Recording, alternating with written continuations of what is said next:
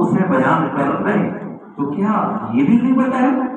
تو آپ نے فرمایا کہ ارے سن لو، غیبت تو اسی چیز کا نام ہے، کسی کے اندر کوئی عیب ہو، خرابی ہو، اگر کسی کے اندر عیب نہ ہو، خرابی نہ ہو تو بیان کرو، یہ غیبت نہیں ہے، یہ تو بہتان ہے۔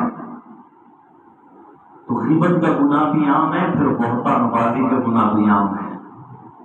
غیبت تو ہم کرتے ہیں، لیکن کسی کے اندر کوئی خرابی نہیں ہوتی ہے تو ہم یہ بھی اس پر تھوپ دیتے ہیں، اس کے ساتھ جوڑ لیتے ہیں، تو ہم بہتان بازی کا بھی شکار ہو جاتے ہیں، الزام تراشی کا شکار بنتے ہوئے ایک مستقل حرام کام کر دیتے ہیں۔ تو فرمایا وَلَا يَغْتَبْ بَعْضُكُمْ بَعْضًا، تم میں سے بعض کی غیبت نہ کرے۔ تو کئی لوگ ایسے جو کہتے ہیں بھائی وقت گزاری کر رہے ہیں، ہم تو ٹائم پاسی کرتے ہیں، ہمارا تو مقصد یہ نہیں ہے، ٹائم پاسی کرتے ہیں۔ تو بھائی تمہاری ٹائم پاسی کی وجہ سے کسی کی دل آزاری ہو رہی ہے، تمہاری ٹائم پاسی کی وجہ سے، وقت گزاری کی وجہ سے کسی کا دل ٹوٹ رہا ہے، کسی کا گھر اجڑ رہا ہے۔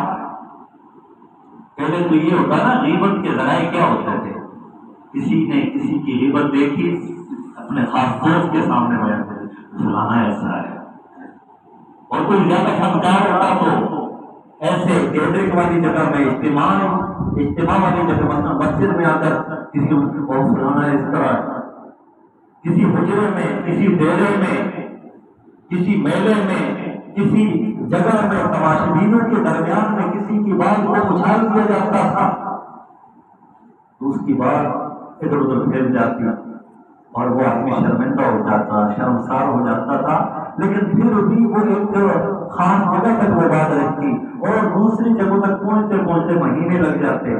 لیکن آج کل جو ہے غیبت کے پھیلانے کے ذرائع تو ایسے بن چکے ہیں کہ منٹوں میں، سیکنڈوں میں، چٹکیوں میں جو ہے کسی کا عیب جو ہے نا پوری دنیا کے اندر پھیل جاتا ہے۔ یہ سوشل میڈیا کے ذریعے سے یہ نوجوان جانتے ہیں کہ سوشل میڈیا میں جو بات کسی کی عیب، کسی کا عیب، کسی کی برائی، کسی کی خرابی، اس کو پوسٹ کر لیں، ویڈیو کو اپلوڈ کر لیں، آنن جو ہے وہ پوری دنیا کے اندر وائرل ہو جاتی ہے۔ پھر کئی لوگ جو ہیں اپنے اس عیب کے ظاہر ہونے کی وجہ سے خودکشیاں کر رہے ہیں۔ یہ سماجی اور سیاسی شخصیات میں سے گزشتہ دنوں میں چند مہینوں پہلے کی بات ہے، جو MLA بھی تھے، ایک سیاسی لیڈر بھی تھے، صرف اس وجہ سے اس کی عیب وجوہی کو ویڈیو کے ذریعے سے بیان کیا گیا تھا اور اس نے ایسا روک لگا دیا کہ بالآخر وہ فوت ہو گیا۔ مذہبی سکالر کے نام سے بھی وہ جانے جاتے ہیں، میں نام لینا مناسب نہیں سمجھتا، مناسب جانتے، صرف اس نے اس بات کو روک لگا دیا اور بالآخر وہ اس دنیا سے چل بسا۔ تو ہماری صرف برائی بیان کرنے سے، ہماری غیبت کرنے سے وقت کے طور پر ہم کہتے ہیں وقت گزاری ہو رہی ہے، ٹائم پاس ہو رہی ہے، اپنے آپ کو محسوس کر رہے ہیں، لیکن کبھی یہ نہیں سوچتے کہ ہماری اس وجہ سے کسی کا دل ٹوٹا، ہماری اس وجہ سے کسی کا گھر ٹوٹا، ہماری وجہ سے اس کا معاشرت کی رشتے داری ٹوٹی ہے، کبھی اس بات کی طرف متوجہ نہیں ہوتے اور اس کو تو گناہ بھی نہیں سمجھتے، اور پھر ہم کہتے ہیں اور جی کیا کروں برکت نہیں آتی، تو کیا کیا جائے جی سکون نہیں مل رہا، کیا کیا جائے جی چین نہیں مل رہا، کیسے ملے؟ ہم ان برائیوں کا ارتکاب کر رہے ہیں اور اسے برائی بھی نہیں سمجھتے۔ تو فرمایا وَلَا يَغْتَبْ بَعْضُكُمْ بَعْضًا، کہ تم میں سے کوئی کسی دوسرے کی غیبت نہ کرے۔ اور پھر اللہ تعالیٰ نے اس مثال کو، اس غیبت کے متعلق مزید اس کو واضح فرما دیا، أَيُحِبُّ أَحَدُكُمْ، کیا تم میں سے کوئی آدمی یہ پسند کرتا ہے أَن يَأْكُلَ لَحْمَ أَخِيهِ مَيْتًا، کہ اپنے مردہ بھائی کا گوشت کھائے؟ بھائی مردہ کا گوشت کھانا کتنا برا عمل ہے، مردار کا گوشت کھانا، اور پھر مردار میں سے اپنے بھائی مرے ہوئے کا گوشت کھانا کتنا برا عمل ہے۔ تو فرمایا کہ غیبت کرنا اس سے بھی زیادہ بڑا گناہ ہے۔ کیا تم میں سے کوئی آدمی یہ پسند کرتا ہے أن يأكل لحم أخيه ميتا؟ پھر فرمایا اللہ پاک نے انسانی مزاج سے تو اللہ واقف ہے نا، اللہ تعالیٰ نے انسان کو پیدا کیا تو انسان کے مزاج سے بھی واقف ہے، اللہ جانتے ہیں میرے بندے کو کون سی چیز پسند ہے، کون سی چیز ناپسند ہے۔ تو اللہ نے خود فرما دیا کرے تم اسے برا سمجھتے ہو. تو جس طرح ایک اپنے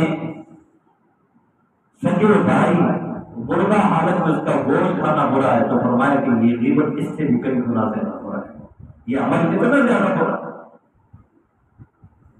لیکن ہم غیبت کرتے ہوئے اپنے مردہ بھائی کو گوشت کھا رہے ہیں. تو غیبت سے اپنے آپ کو بچائیں. تو جیسے میں نے پہلے عرض کیا، پہلے تو یہ باتیں عورتوں کی طرح منسوخ کی جاتی تھی، اب یہ جملہ ختم ہو چکا ہے. اب مرد بھی جو ہے نا اچھے خاصے مرد بھی اس کے پیچھے پڑ چھوڑے. تو پہلا گناہ کیا ہے؟ بدگمانی. دوسرا گناہ کیا ہے؟ جاسوسی کرنا، عیب جوئی کرنا اور عیب بیان کرنا. اور تیسرا گناہ کیا ہے؟ کسی کی عدم موجودگی میں ایسی بات کرنا کہ اگر وہ بات اس کے سامنے کی جائے تو اس کو برا لگا. اور پھر اس کی مثال اللہ تعالیٰ نے بیان فرمائی آخری جو ہے غیبت کے متعلق. تو انسان گرامی ایسی برائیاں، ایسی عادات جسے ہم اپنا رہے ہیں تو اللہ کی رحمت ہم وصول نہیں کر رہے، اللہ کا غضب وصول کر رہے ہیں. پھر ہمیں نظر آ رہا ہے مال میں بھی برکت نہیں، اولاد میں بھی برکت ہے، اولاد بھی نافرمان ہو رہی ہے. مال کما رہے ہیں لاکھوں کروڑوں کے اعتبار سے، برکت نظر نہیں آتی. تو یہ چھوٹی چھوٹی باتیں ہیں بظاہر جسے ہم چھوٹا سمجھتے ہیں، اگر ان کو ترک کر دیا جائے، چھوڑ دیا جائے، تو پھر اللہ تبارک و تعالیٰ برکت بھی عطا فرمائیں گے، عظمت بھی عطا فرمائیں گے، اور مال کے اندر برکت بھی اللہ تعالیٰ عطا فرمائیں گے عزت کے ساتھ. بھائی دنیا میں ہر ایک آدمی عزت تلاش کرنے کے لیے مختلف ہیلے اپناتا ہے، مختلف طریقے اپناتا ہے، مختلف ڈگریاں حاصل کرتا ہے. کوئی کہتا ہے ڈاکٹر بنوں، تو کوئی کہے ڈاکٹر صاحب تو میری اس میں عزت ہے. کوئی کہتا ہے میں پائلٹ بنوں تو لوگ میری عزت کریں.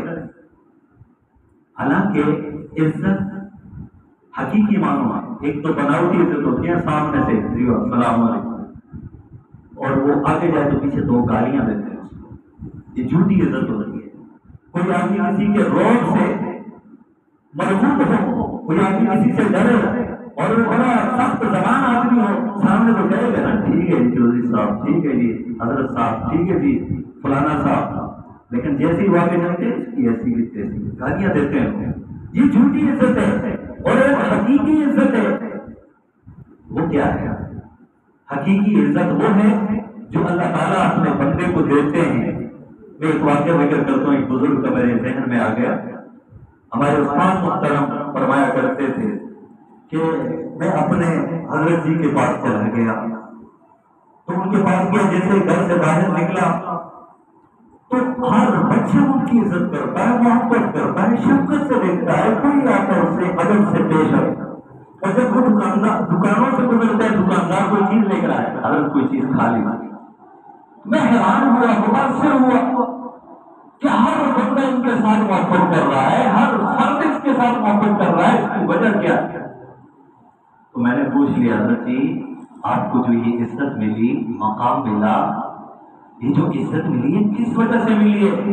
انہوں نے فرمایا کہ بچے اس کے لیے بہت کچھ چھوڑنا پڑتا ہے، اس مقام کو حاصل کرنے کے لیے بہت کچھ چھوڑنا پڑتا ہے، پرہیزگاری اختیار کرنی ہوتی ہے، تب جا کے یہ مقام ملتا ہے، یہ عزتیں ملتی ہیں.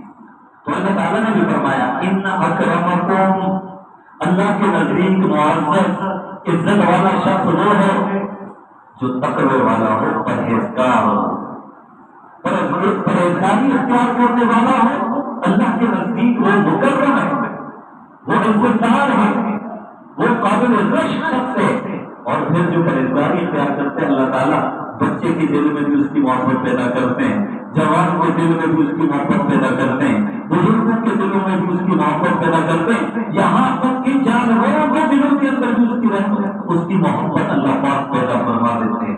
تو عزت اس میں نہیں ہے جس میں ہم تلاش کر رہے ہیں، عزت اس میں ہے جو اللہ نے بتلایا، جو رسول اللہ صلی اللہ علیہ وسلم نے بتلایا ہے، اس میں اس پر عمل کرنے سے ہمیں عزت ملے گی. پھر رزق بھی ملے گا برکت والا.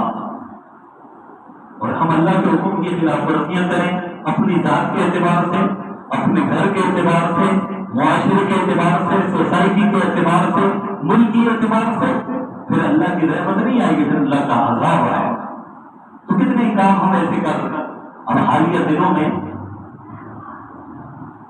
ایک بل منظور ہوا ہے ٹرانسجینڈر کے نام سے، آپ کو پتہ بھی نہیں ہے۔ ہم مسلمان ملک میں رہتے ہیں اور ہمارے ہی ملک کے اندر شریعت کے متصادم قوانین پاس ہو رہے ہیں اور ہم جب سے مت نہیں ہوتے، پھر اللہ کے حالات کو آتے ہیں، پھر تو اللہ کے حالات ایسے آتے ہیں جب کے بعد دیگر ہے بہتر سے آتے ہیں، ایک ختم نہیں ہوتا دوسرا آتا ہے۔ تو ٹرانسجینڈر اس کی حقیقت کیا ہے؟ پھر وقت مختصر ہے، میں ایک دو جملے میں اس کو سمجھانے کی کوشش کروں گا۔ اس میں یہ ہے، اگر کوئی مرد وہ یہ سمجھے کہ میرے اندر